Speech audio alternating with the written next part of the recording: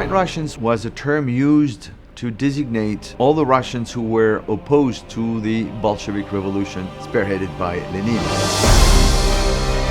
The Bolshevik had adopted the color as red, and so by opposition to the red, white. The Imperial Russian flag was white and with a double-headed eagle. That was the Tsar's flag. My father was an officer in a Russian White Army during the Tsar of Nicholas II. Revolution came to Russia. He was fighting, but they lost. So he and a part of his army went to the east of Russia and then into the China.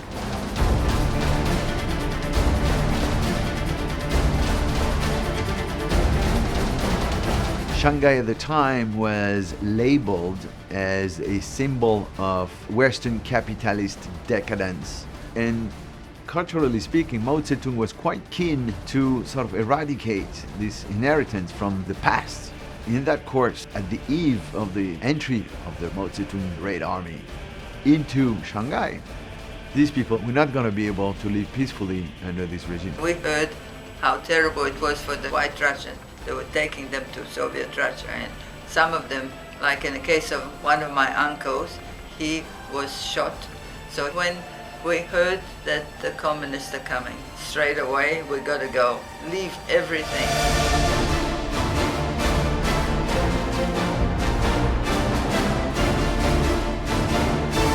And that's it. Whether you like it or not, you know we're going. And Mr. Bologov was in charge of the Russian Immigrant Association. Bologov, I understand, was a very flamboyant ex-Tsarist officer.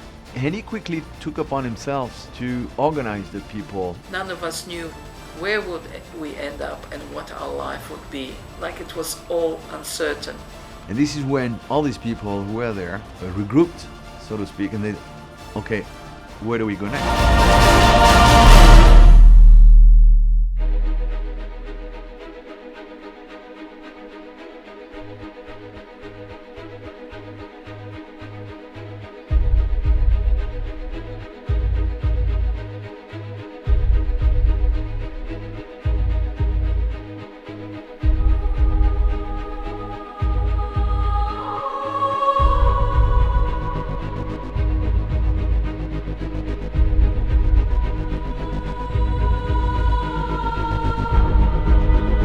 These people had no consular representation. They had no one to turn to. And as we've seen, various communities among them, not only Russian, so it was not a monolithic bloc. They were all Russian speaking, they were culturally Russian, but my goodness, we had Ukrainians, we had Estonians, we had Jews, we had Gypsies. Tatar from Crimea, Latvians. There were also some of Armenians and Georgians. Czech, Poles, Hungarians. We even had one family of Hindus. Nonetheless, the IRO was approached by the leader of the so-called White Russians, Colonel Borogov, saying, "Save us."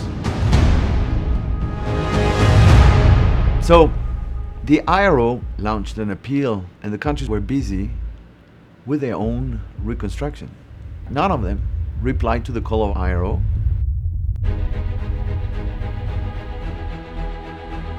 Well, in this very, very remote corner of Asia, the only country who replied to the call of IRO was the Philippines. Barely independent, but also reconstructing the country, which has suffered terrible devastation. Nonetheless, President Quirino put an act on the table and said, we Philippines will accept these people.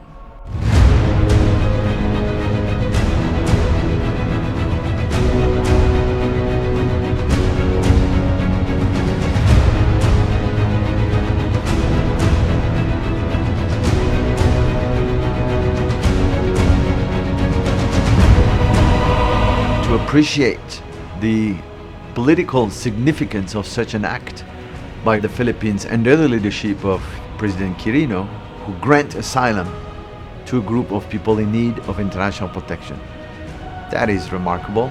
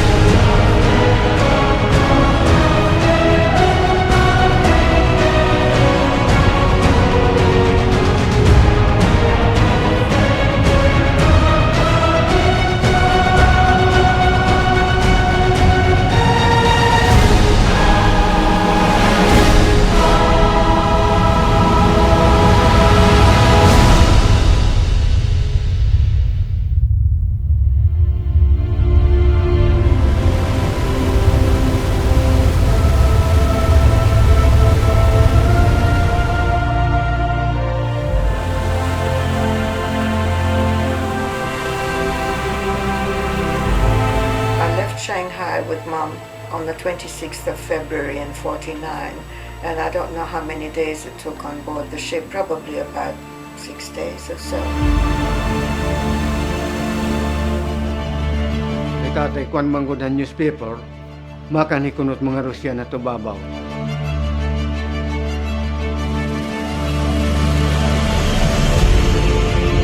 Pagagos yan mangos kasimana, kinikita manggod namon ang barko na kada di damay manikani. Nga, karga na adto ng mga Rusyan.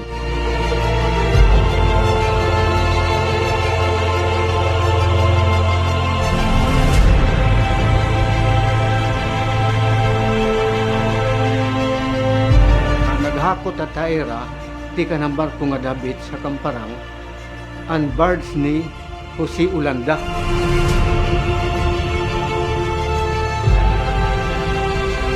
They loaded us up on a PAL flight, and luckily enough, I got a seat by the window. Oh my Lord, they had the blue ocean, they had the little islands, they had the palm trees sticking up. I mean, it was great. And the scenery, to see those islands. Some waters looked purple, some waters looked pink because the sun was coming up, and reflection. And it was such a gorgeous, extremely gorgeous sight.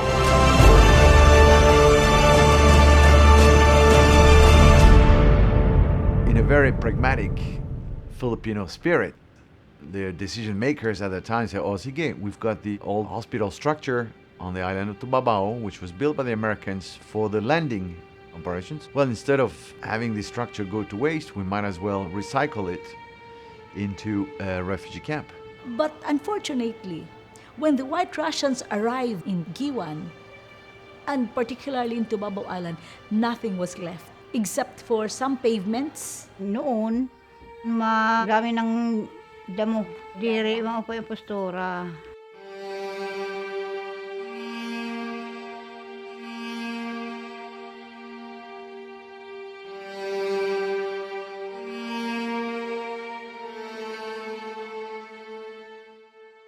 Of course, it was more difficult, you know, because the living conditions of living in the tent.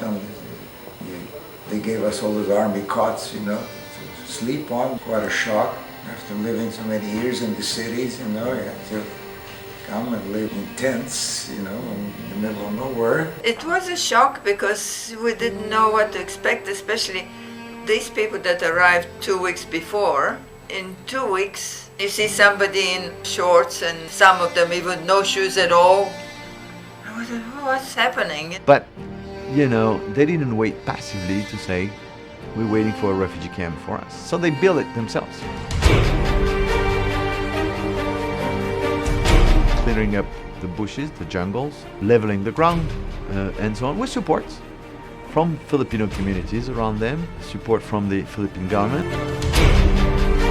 When we got to the tent, the grass was up to your knees, so you had to pull out all this so that you could put the cot into the place and put your belongings in. My father and I went into the jungle and cut some reeds, and we built a fence around our tent. Privacy. When you need to do things, you find a way. No big deal, no. There are a lot worse things in this world, you know. Soon we got used to it. We were happy that we were safe. When you think about it, they lived in Russia and then they moved to China, and they had already lived there for 25 years or more. And then they had to be uprooted again. And here they were living on an island where they didn't know, is this going to be the rest of our life, or what's going to be the next step? I think irrespective of that, they were happy, positive, looking forward people. As my father always said, as long as you have life. That's what I learned. You had to get accustomed to a different kind of life. And for the elderly people, it was difficult. For us youngsters, we took it as a holiday.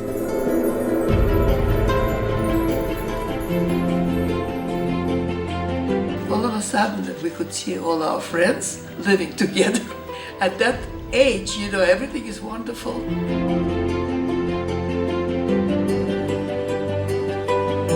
I love the scenery. I love the sunsets. Every day it was different and very glorious and beautiful. Our tents were right in the jungle, and you could smell the beautiful flowers at night. So strong. It was just exquisite. I would say it was very well organized because everybody had a job over there. Most of the stuff was taken care of by our own people. Engineers who rigged up a couple of motors and provided lighting for the entire camp. My father became a policeman, and all the teenagers like my age, 15, we had assignment to take care of small children. My uncle, he was advanced engineering group that came to Tubabao in January, and they built a dam for our water supply. My dad was assigned to go on the water truck. There were about 3 or 4 guys. They would go wherever it was that they got the water, and then they bring it back and they deliver it to the kitchens, you know, that kind of thing. So we couldn't really waste a lot of water. Almost all the ladies who were capable worked in the kitchen, which was up on the hill, so you would see these ladies going up. So they had actual shifts when they had to work. But every 10 days or every 2 weeks, the group had to go out there and prepare meals for the district, you know. We had about 14 districts, I lived in the 3rd. We set up our own little city of 4,000 people. We had a hospital with nurses and doctors. A church was constructed out near the oval, far out from camp, which was the main sabor or cathedral. There were other churches there as well. One was in a tent, I recall, was a Baptist. There were several denominations, but the main one was the Russian Orthodox. They would go to church every Sunday. Some people would go to church every day. The people were very religious, yes. And then they opened up a school there. So all the children went there, and all the best teachers, taught us. There was an Iro school and there was a Russian school. There was an orphanage that came with the Russians.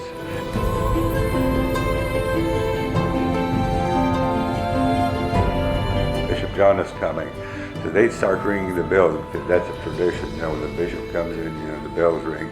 Oh, St. John, no matter when you come to the cathedral in Shanghai, he was always there. St. John of Shanghai would gather people off the street, no matter what background they had. They took him in. He managed to take care of all these kids, boys and girls.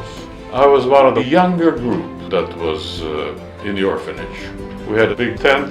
Half of it was boys, half of it girls.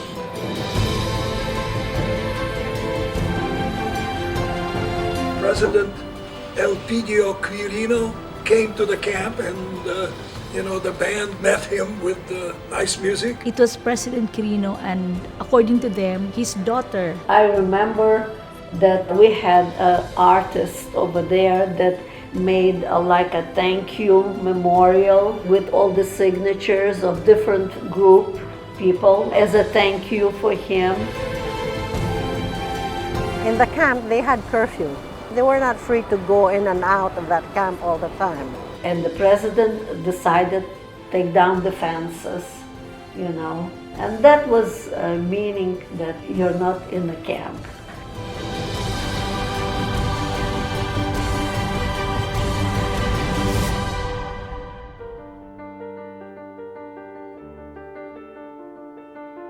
The act that President Quirino posed through an agreement with the International Refugee Organization said, look, we can accept them. In exchange, IRO, please help us to find the durable solution to the plight of these refugees, which was done through advocacy and the work done by IRO with Canada, Australia, United States, France, Belgium, Germany, Argentina, Paraguay, Santo Domingo, a few other countries. Now, the first difficulty was the fact that the major resettlement instrument which existed within the arsenal of law in the United States, the Displaced Person Act, was outdated.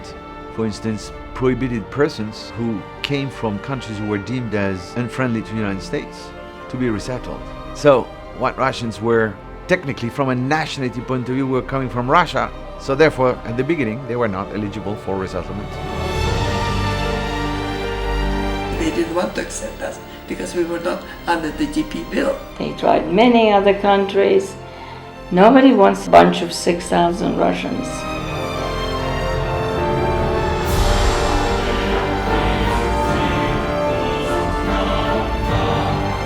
St. John, he actually left Tubabao, went to America, and he prayed on the steps of Congress. And literally sat on the steps till they would hear him.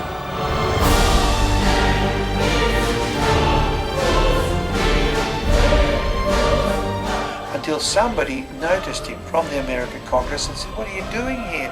And that's when he appealed to the American Congress to allow the White Russians to migrate to America.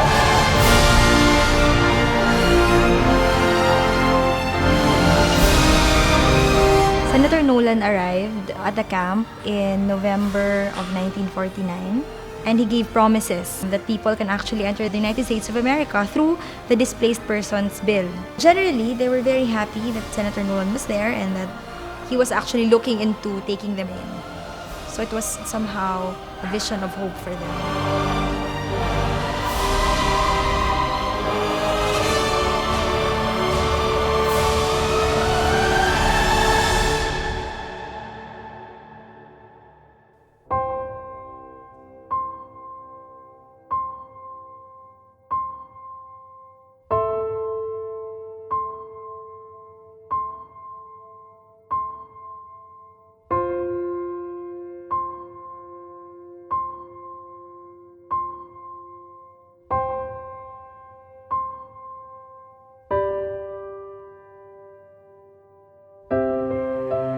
There were quite a few artists there, and they used to regularly go and paint. My uncle painted over 200 paintings. Because my father was a doctor, he was allowed to visit the White Russian camp in Tubabao.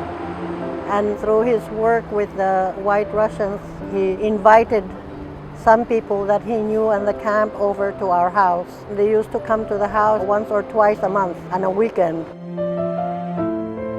Since a lot of the people in the camp had some kind of ability to do some crafts, I remember that some women used to sell flowers to some people in Guiuan. As one of the ways of earning some money, they did this.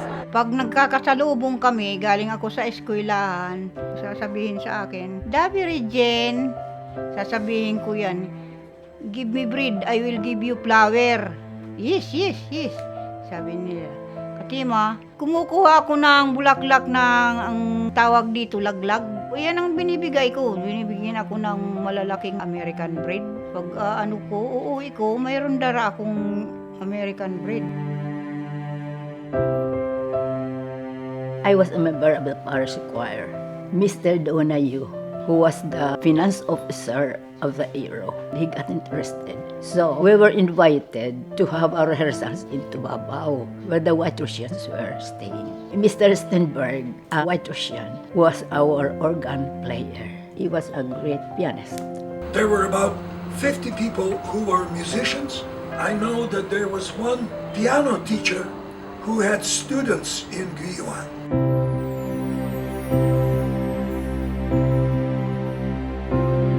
Nasa katlong baitang ako ng bumabang paaralan nang mag-aral ako ng piano kay Professor Walter, isang Russian refugee. Bawat leksyon, 1 oras, 5 piso ang bayad sa kanya. And everybody put in this salary into a special fund, and in our district they all agreed to use it to make the food a little more palatable. Kasi hindi naman mga sanay kumain ng isda siguro yung mga Rausok. Kaya may rasyon sila every other day ng baka ng mga negosyante dito. Isa na yung ama ko na naghahatid sa Tubabao ng baka. Dahil sa siya ang nagrarasyon ng baka sa mga Russian refugee, nakilala niya si Professor Walter na marunong magtugtog. Kaya pinapag-aral kami.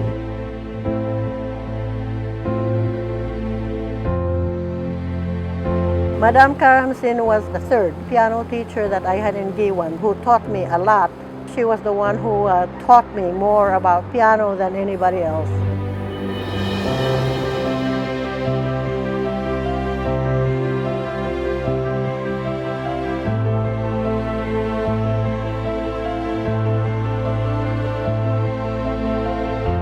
I learned from them that they were from past nobility and so on and so forth. Her husband was a great artist, He did painting and metal crafting.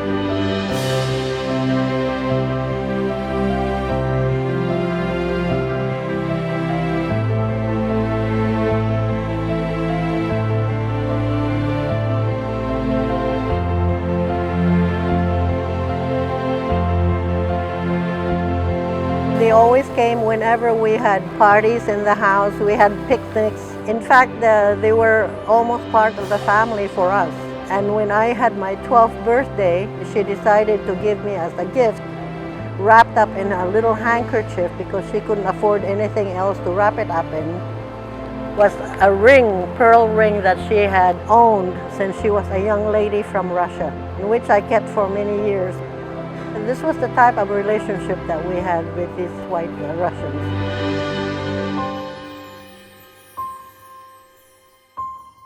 During our graduation, Mr. Stenberg also accompanied our graduation song. We also invited some female white Russians who had choral rendition to the great applause of the audience. All the performances and enjoyed that, and the lectures. We kept our culture, our own, everything Russian. We had ballets, we had orchestras. There was a musical group that had operettas because there was a group of actors. I enjoyed the stage very much, so I was always on stage, either dancing or acting or something. We had movies twice a week. Almost every week we had our own dance band and had dances and all that. We could go and swim in the ocean every day, and they actually set up some facilities out there where you could swim. It was like a wooden raft. You could just sit out there in the middle, to jump in the water. Fresh bread was delivered. Nice bread from Guiuan. And then people would line up with the army mess kits. And if we didn't eat it, it would spoil, so we would trade it. One time I got 2 loaves of bread, and I went down to the village and I talked to some guy. He had a canoe, and I said, "Hey, can I use it for a while? I'll give you bread." That's when I discovered fishing in the sea. Oh, that was great. This was how the life went on. You have within the community all the acts which characterize a human society. There were some poets, there were some intellectuals, there were some manual laborers. There were all kind of walk of life. Some of them were falling sick, some were falling in love.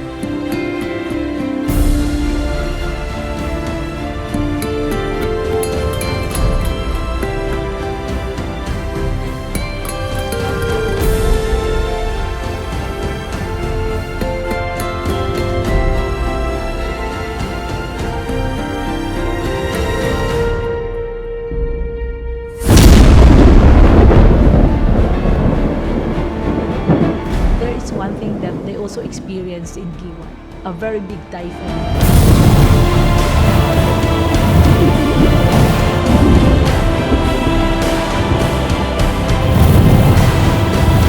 Of course, everybody was scared because most of the people had never been in a typhoon. It was a very destructive typhoon.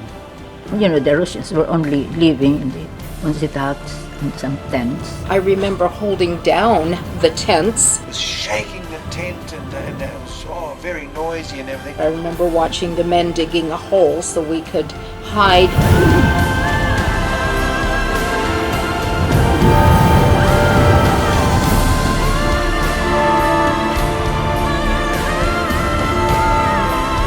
And St. John prayed and prayed and prayed. Bishop will go around and he will cross all the sides. Apparently his prayers were successful in turning the typhoon.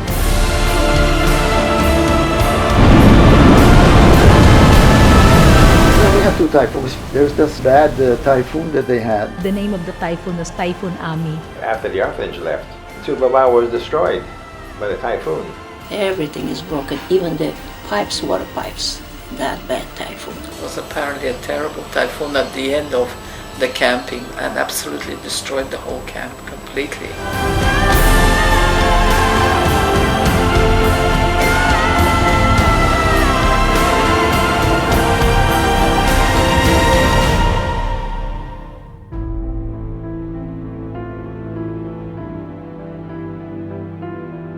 It the bridge constructed by the Americans, connecting Guiuan and Tubabao Island, and also their tents. Some of them got sick after the typhoon, and they said it was really a difficult life.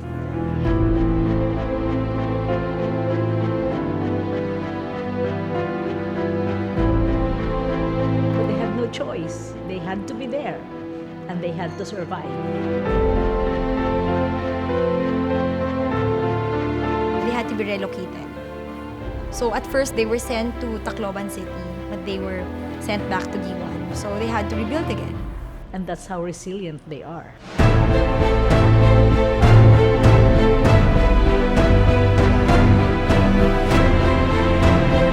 The best part about that were the memories of togetherness. It was a very important feeling to be having this togetherness, that we are unit, and we've got to fight it and enjoy the life meanwhile.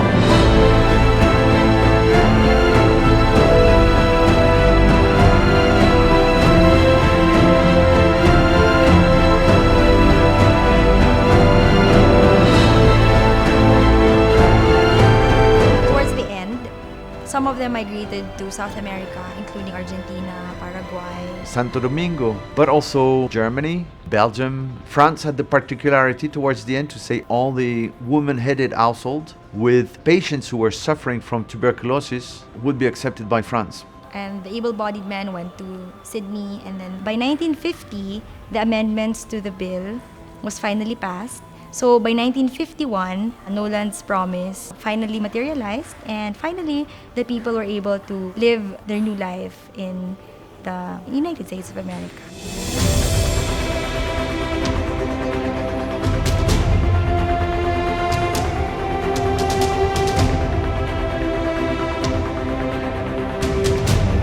And indeed on the ship that we came on here, the Marine Jumper, we disembarked in Sydney whilst others continued on to Uruguay and so on, South America.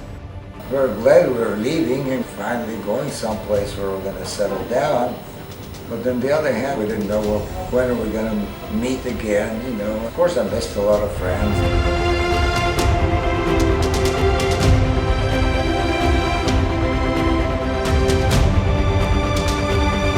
Even if they were young at that time, they understood what it meant for someone like President Quirino to save their lives. So they tell it to their children and their children's children.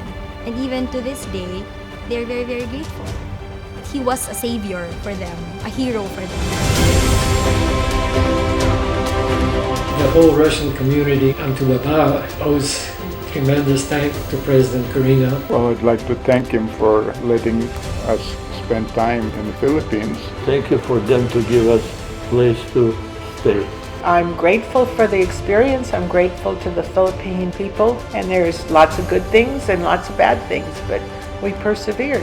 It was better than any pirate movie I've ever seen before,